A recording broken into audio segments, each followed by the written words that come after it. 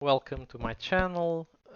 Today we are talking about Rakdos Midrange in Standard or Cruelclaw Midrange, if you prefer it. Um, the deck is basically trying to cheat big spells with Cruelclaw's ability, which is when he hits the opponent, you get to exile cards off the top of your library until you hit something that is not a land. And then you are given the choice of discarding a card to cast the spell for free. Um, you're running like stuff like Virtue of Persistence, Trumping Carnosaur. Some people run Breach of the Multiverse. Uh, I just like these cards better because I don't usually reach 7 mana. I think 7 mana is a lot. And so if the card is in my hand, I'd rather do something with it. And Virtue of Persistence has the sorcery side that can be cast for 2. Trumping Carnosaur can be discarded to deal 3 damage to any target. So there's that. For other things in the deck besides Cruelclaw, some lists as I played before on stream, I was running small creatures, but I found out that it's contraproducent. You can just run Brotherhood's End, which is a way better card against stuff like Convoke, and not run small creatures. Brotherhood's End is kinda key on those matchups, is also key against artifact decks. Uh, and then you can just run removal or discard. Cruelclaw's Iced is a card that is been seeing play in this deck. Some people run more than 2. I would recommend you at least 2. The card seems really good. The ability to also get one of your opponent's stuff and play it, it's amazing. Then I'm running 2 Sheoldreds, 1 Geological Appraiser just because. I think you can replace this with whatever. I just wanted another 4-drop that would do stuff and I could, like, if you eat this out of your Carnosaur, you can just keep discovering stuff from your deck. And I find that really cool.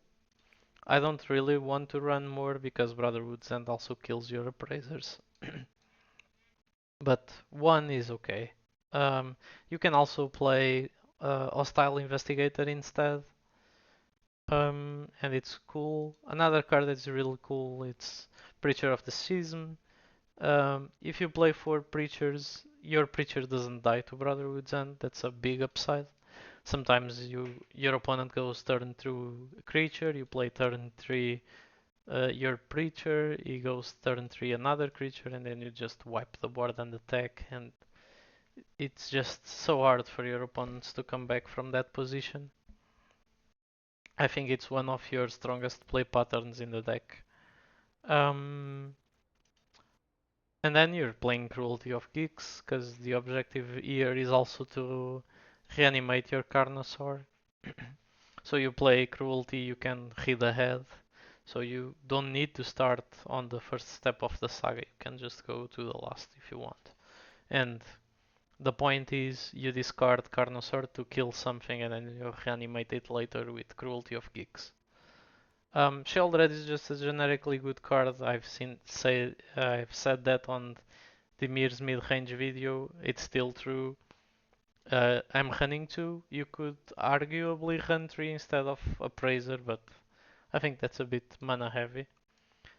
You can also cut something out of the deck to run 1 more land. Some people are running 26, I'm running 25. Then when it comes to the sideboard, I don't think this is the optimal sideboard. Some people are running Breach the Multiverse here. I did cut it for Sheoldred. Let me just get my face out of the way. A second. Okay. So, I'm running 2 Deep Cavern Bites. I don't really like the card. I think they should be 2 more Cruelclaw Iced because you don't want to kill your bets when you Brotherhood's End and give the card back to your opponent, so it's kind of awkward there. Deadly Cover Up, I did put it here, but I think it's meant to be played against mid-range matchups with mid-range matchups, which we didn't find many during this run. Abrade, it did its work. The end seems like a generically good card to remove a key threat from your opponent's deck. I didn't really find a use for it. Even if you go watch the gameplay video, there was one match in which I put it in and I removed it game 3 because I thought it was too clunky. But I don't know.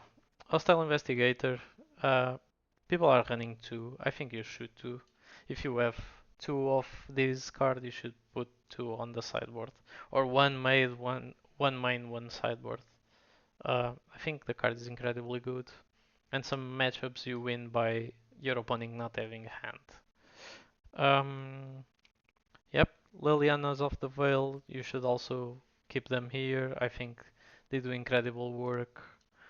Uh, didn't regret once sideboarding them in. A card that I think I should be here and it's not, it's the fourth Brotherhood's End. I think if Convoke is very prevalent deck in the meta, you should definitely run one more Brotherhood's End. Um, yeah, I forgot to talk about the lands, but the deck is running Cavern of Souls, Sulphurous Springs, Restless Vents, and Rakdos Theater, and Blackcliff Cliffs. I mean, it's the lands you have available in Standard. Of course, are the ones you're playing. The only thing is, I think that the deck should run Mirrex. There are some hands in which Fountain Port is kinda awkward. And you're gonna use Fountain Port mostly to create the blue fish. Uh, you can argue that sometimes you can like sacrifice the token of Preacher to draw a card, but that never happened. I think if you just run Mirex, it allows you to have early turns more consistent. Sometimes you want double black for Cruelclaw Iced, and you just don't have the double black. If you're running Mirex, you can play Mirex on turn 2 and have double black up. That's my general thoughts on this deck and how I would upgrade it. I think the deck is incredible, it's a lot of fun to play, and you should give it a try if you want to experiment with Cruelclaw. I think it's a very hype card from this set, and I think it certainly deserves the hype. The deck is so much fun to play. Well, guys, um, this is it for today. I hope you can subscribe to my channel, leave a like on the video, comment if you play this deck, what are you thinking about playing in standard, and what you think is the best deck. I didn't play with this deck today because I thought it was the best. I think Dimir performed a lot better.